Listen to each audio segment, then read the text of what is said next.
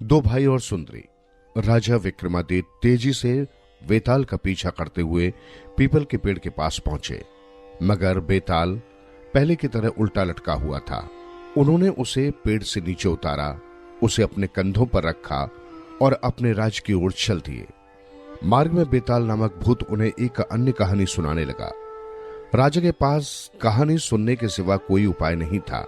वे जानते थे कि हमेशा की तरह बेताल उन्हें प्रश्न का उत्तर देने को कहेगा और फिर वापस चला जाएगा, लेकिन राजा कर भी क्या सकते थे। वे उसकी कहानी सुनने लगे।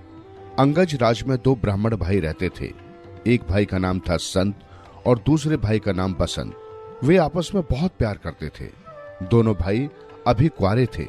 एक दिन जब वे बाग में टहल रहे थे तो उन्हें एक सुंदरी दिखाई दी। संत उसे देखते ही मोहित हो गया। बसंत ने अपने भाई की मन स्थिति जानकर कहा, लगता है कि तुम्हें उसकी सुंदरता भा गई है। संत मुस्कुराने लगा। उसने उसे कोई जवाब नहीं दिया। अगले दिन संत पुनः उसी बाग में जाने के लिए तैयार हो गया। बसंत ने उससे पूछा, कहाँ जा रहे हो?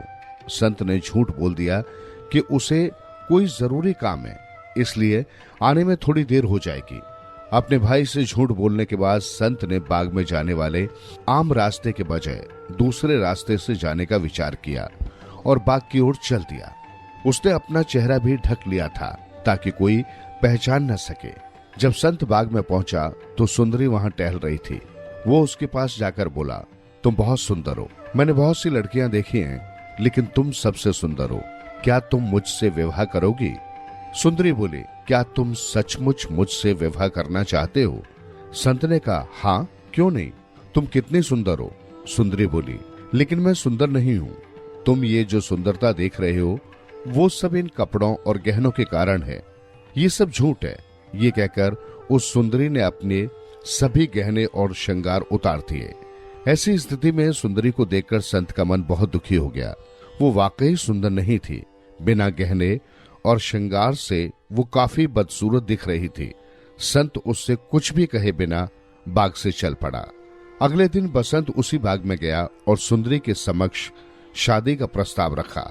सुंदरी ने उससे भी यही कहा, पहले तुम मुझे गहनों और श्रृंगार के बिना देख लो, तुम्हें मेरी बदसूरती का पता चल जाएगा। उसके बाद ही शादी का फैसला करना। बसंत ने भी उसे उसके असली रूप में देखा और बोला, मैं सुंदर चेहरे की परवाह नहीं करता। सुंदरता तो अस्थायी होती है, बस इंसान का दिल नेक होना चाहिए। तुम बहुत भली हो, इसलिए मुझे अच्छी लगी। मैं तुम्हें किसी भी प्रकार की कोई परेशानी नहीं होने दूंगा। ये सुनकर सुंदरी प्रसन्न हो गई और बोली, मैं एक पत्नी के रूप में तुम्हें जीवन की सारी खुशियां दूंगी।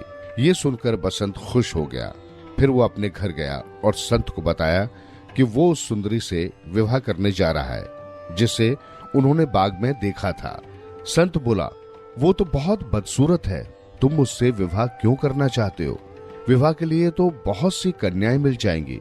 उसने बसंत को बहुत समझाना चाहा, लेकिन उसने एक नहीं सुनी। फिर शीघ्र ही बसंत ने उससे शादी कर ली।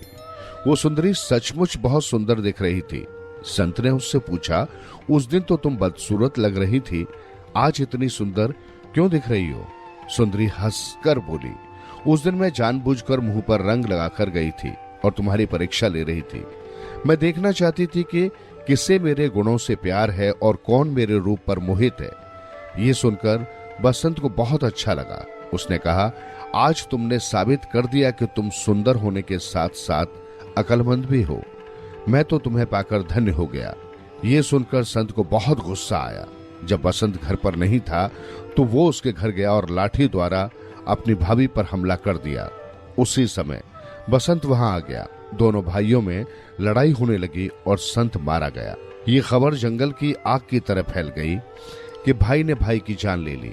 ये सुनकर सभी लोग दुखी हो गए। नगर के लोग संत और बसंत को अच्छे इंसानों के रूप में जानते थे। संत और बसंत के प्यार की मिसाल दी जाती थी।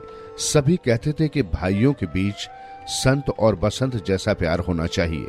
लोग बसंत की पत्नी को दोषी मान रहे थे, जिसके कारण भाइयों में खून खराबा हुआ। बसंत को राजा के सिपाही पकड़ ले गए। उसे दरबार में पेश किया गया। जब बसंत ने सारी कहानी राजा को सुनाई तो उसने अपना न्याय दिया। सभी दरबारियों ने राजा के न्याय की प्रशंसा की उन्हें पूरा यकीन था कि महाराज कभी गलत निर्णय नहीं देंगे। सबने उनके न्याय को दिल से सराहा।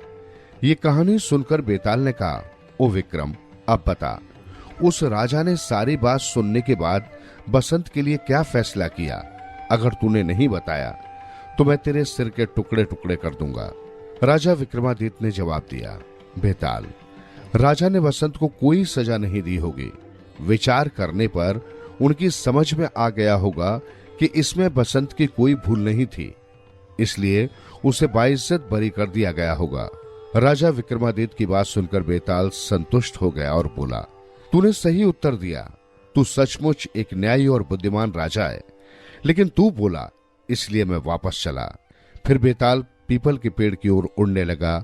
राजा उसके पीछे चल दिए ताकि उसे लाकर अपना वचन निभा सकें।